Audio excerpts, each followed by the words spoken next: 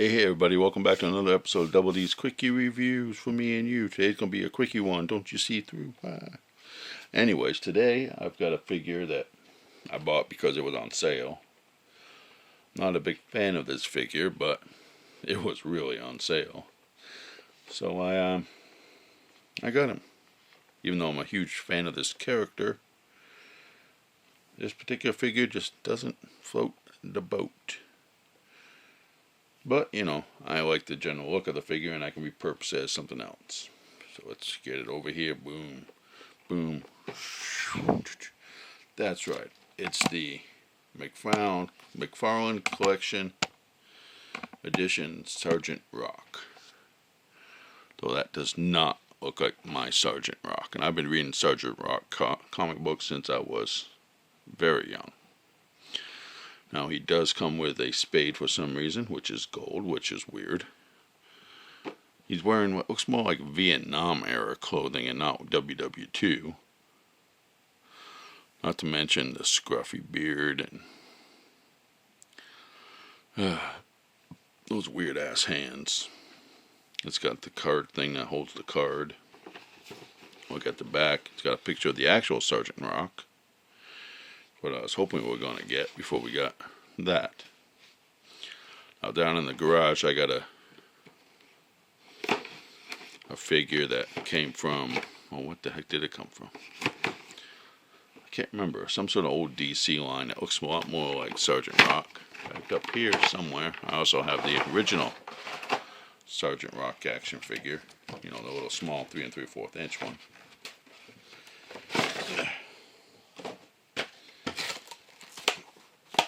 First thing we get is the base. Boom. Then we'll free the figure, because if you look at the accessory, I said the shovel comes with a knife and hands, and then this thing here. Maybe we can just pop that out. Franklin John Rock. Always the vanguard of WW2's bloodiest battle, Sergeant Rock shepherded Easy Company from the beaches of Normandy into the heartland of Germany. The quintessential soldier, Frank followed orders and got the job done swiftly and efficiently, witnessing extraordinary events during wartime, even the presence of superpowered beings on the battlefield. In later years, Frank most clearly recalls the horrors of seeing men on both sides in an endless parade of greenhorns getting maimed or killed. When hostilities ceased, Frank stayed a soldier serving his country as both educator, I want to say educator, but that's not spelled right, and clandestine agent. There.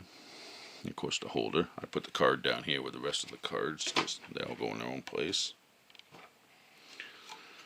It's free Sarge from...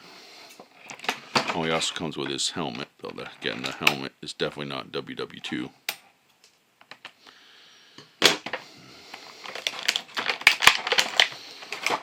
There's the helmet. It has the stripes on the front, though most soldiers wouldn't have worn stripes on the top of the helmet.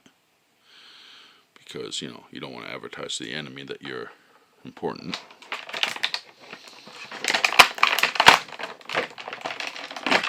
Come on, get free. There we go. Okay, he has a backpack as well that is a separate piece. That can come off, I assume. For some reason he's not wearing any sleeves. Dog tags, the shirt and stuff. It appears to be a separate piece of material, which is weird, but you know, whatever. And of course this part is separate. He has a belt with the knife holder right there. 2 fists of justice. Though if you do read the old comic books, the superheroes never got on the battlefield because they said that the old H-Man had the Spear of Destiny and it kept them from being able to intervene. The boots, frankly, they don't look right, neither do the pants. They don't look like... Look at all those pockets. Why is there a pocket on the back of the leg? That would be incredibly uncomfortable. All in all, It's not a bad looking soldier figure. Maybe you can call him Sergeant Rock Jr., his son who went to Nam, served his country. But anyways, it does look like a cool soldier. Has standard articulation, of course. All in all, just basically as a figure, I'd give this a here an 8.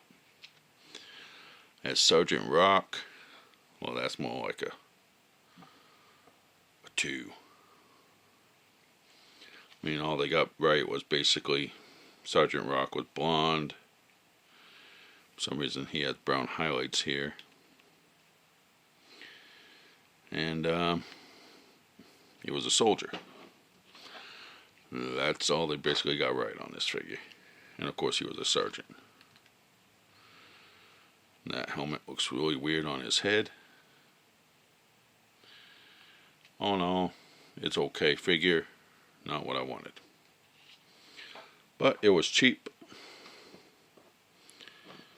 So there we go. There's that. And I can't get him to stand up, even though, okay, there's the, never mind, I found the thing here.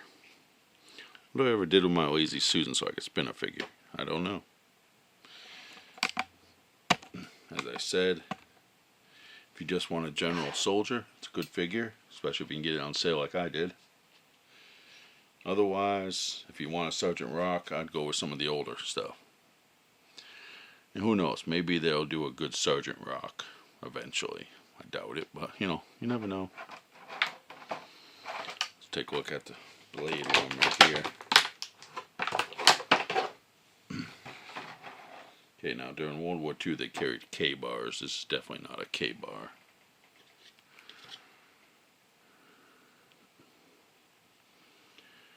Yeah. Not sure how this is supposed to go on.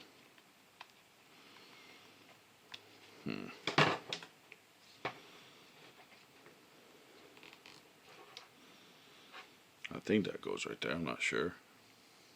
Should have a sheath. You're gonna cut his leg all this shit like that. Of course, up here you got a spot for the shovel. I'll free that. Jeez, does McFarlane get like a discount on freaking tape or something? There's so much of it. Save a fortune if you didn't. Okay. Boom. That I assume.